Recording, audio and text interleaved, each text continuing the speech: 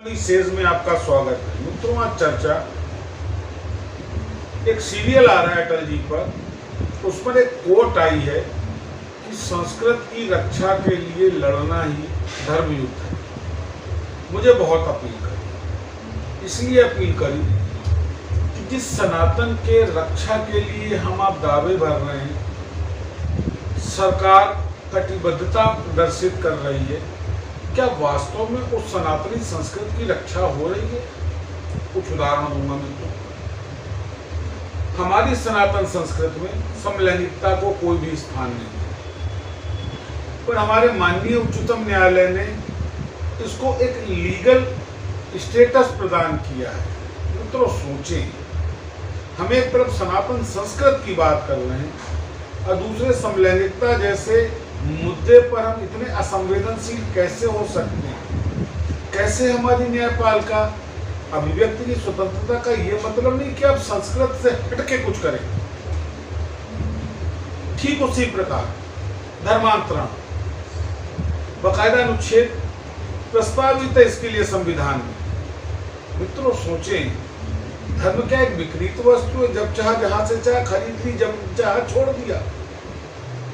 इतना ही नहीं, चर्चा का विषय ये भी होना चाहिए कि हमारे यहाँ धृत क्रीड़ा किसी भी रूप में हो स्वीकार नहीं है, न सब समाज में उसका स्थान है। परंतु हमारी सरकार ने ऑनलाइन गेमिंग के नाम पर धृत क्रीड़ा को एक प्लेटफॉर्म प्रोवाइड कर रखा है।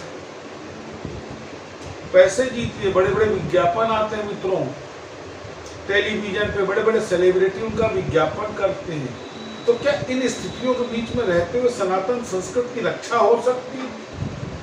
जब सनातनी संस्कृति की रक्षा नहीं हो सकती तो सनातन धर्म की रक्षा कैसे होगी? एक गंभीर विषय है भारतीय जनता पार्टी के लिए, आरएसएस के लिए, विश्व हिंदू परिषद के लिए और हर उस संगठन के लिए जो अपने को सनातन का रक्षक कहता है। वो रक्षा के नाम पर मात्र तथाकथित आधार पर लोगों को मार देना गौरक्षा नहीं है।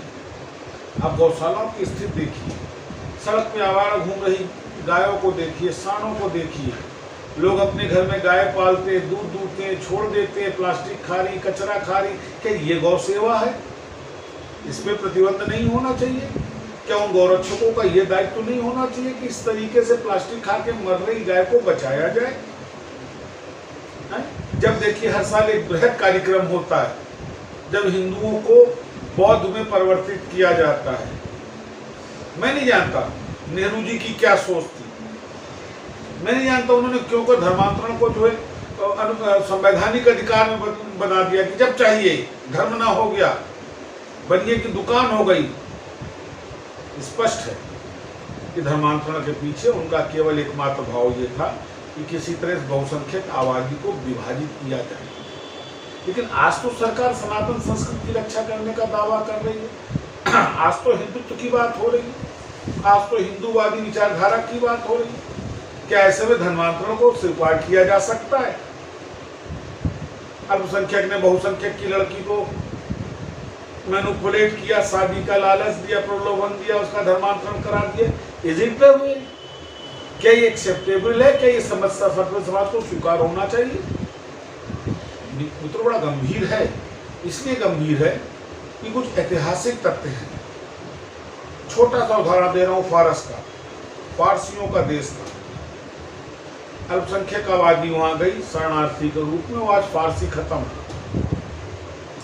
ऐसे कई उदाहरण हैं और कमोबेश उसी स्थिति की तरफ अग्रसारित है हिंदुस्तान, क्योंकि ये बोई हुई बेल है नेहरू।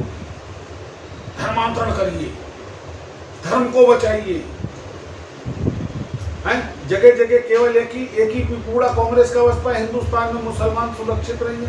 मित्रों, अगर हिंदुस्तान में मुसलमान सुरक्षित ना होता तो आज 22 से 27 करोड़ की आबादी ना होती मुस्लिम समुदाय की। उदाहरण है पाकिस्तान, जहां मात्र 1.4% हिंदू रह गया है, जो विभाजन के समय 14% था। दूसरा उदाहरण बांग्लादेश है, किस तरह काटा गया हिंदू, किसी भी विपक्ष के मुंह से आवाज नहीं निकली। और राहुल ने तो खैर कह दिया कि कांग्रेस की विचारधारा मुस्लिम प्रभावित है, हिंदू क्यों है?